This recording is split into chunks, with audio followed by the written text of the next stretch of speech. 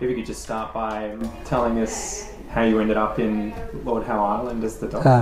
I was a country GP in Tumut in the Snowy Mountains for 15 years and was coping with a massive workload and 4 children and trying to have a life, and it was just pretty impossible, so I needed a change for a short period of time, and what was going to be a 3-year break from the madness of country general practice turned into a 21-year permanent job situation, and it's been fantastic. It's been great medical practice, and I have some spare time to do other things and stay fit, so a good move. So 21 years. 21 years. Yeah. So is the whole family here? Not anymore. Not anymore. The kids are all off. All finished their education, pretty much. Yes. And son in Byron Bay, 3 daughters in Sydney, or 2 in Sydney, 1 in Newcastle. The youngest daughter works in State Parliament as the parliamentary advisor on mental health to the minister. And son who's a professional triathlete and is currently the world champion middle distance triathlete, which is no mean feat. He's making twice as much money as I am, I'm sure. He doesn't give much away, and a daughter who works as a office manager, events organiser in a big computer company in Bondi Junction. Wow. So they're all getting on with life. So do you think that move to the small island for a while was partly to blame for their success?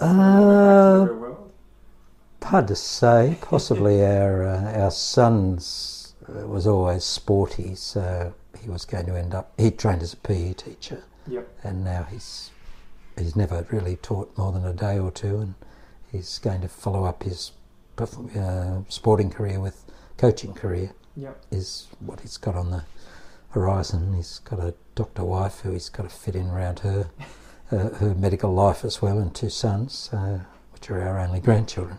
Oh, wow. But no, Lord Howe Island's a good place to be. So what is your average day like on Lord Howe Island then? Oh, usually about 6 hours of consulting. Usually start at 8 and finish at 2, and then anybody after hours generates 1 to 2 call-outs after 2 o'clock in the afternoon, and probably an hour or 2 of paperwork each day, which even in paradise you can't get away from looming paperwork. So that's it, and try and fit in a bit of exercise in the afternoon. The beach isn't too far. Beach isn't too far, and riding down to the post office to get my mail, and riding or running my dog is part of the program.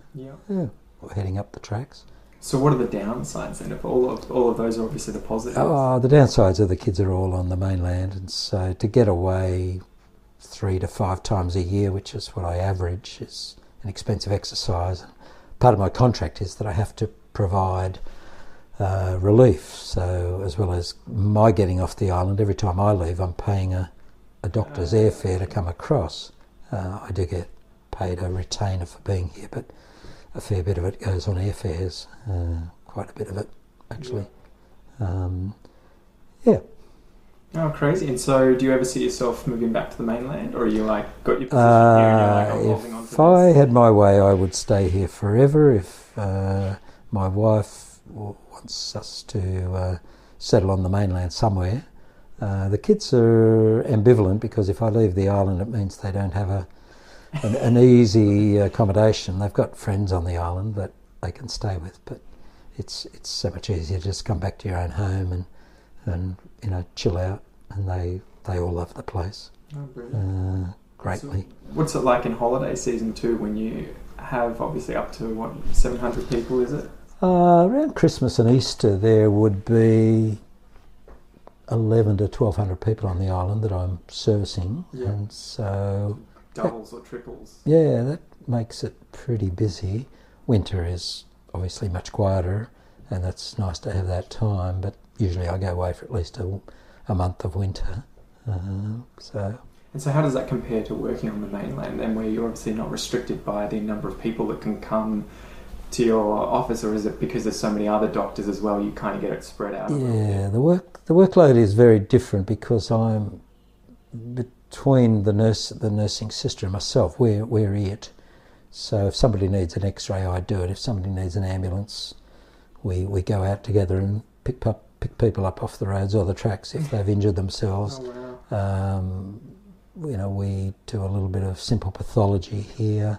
If somebody's admitted, I'm often here for hours and hours on end, keeping an eye on them along with a nurse before we can get them out of here on an air ambulance, which takes anywhere from 3 hours to 3 days to get an air ambulance in, depending on the weather and availability of a plane, and also depends on the severity of the person's problem.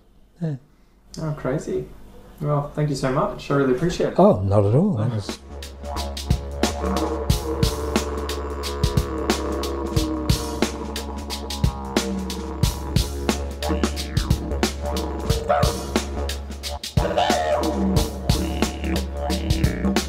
Hello.